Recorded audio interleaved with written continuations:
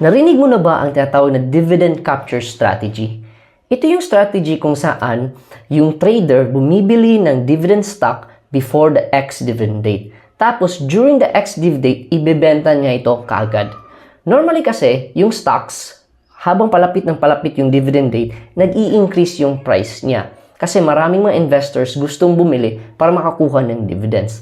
Ang goal ng strategy na ito is that habang pataas yung price niya, they buy, tapos they sell kaagad yung stock nila after ma-record or maging qualified sila for the dividends.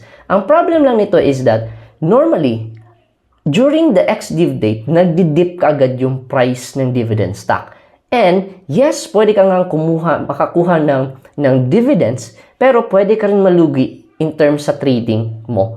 Now, ano naman yung thoughts ko when it comes to this strategy, yung dividend capture strategy?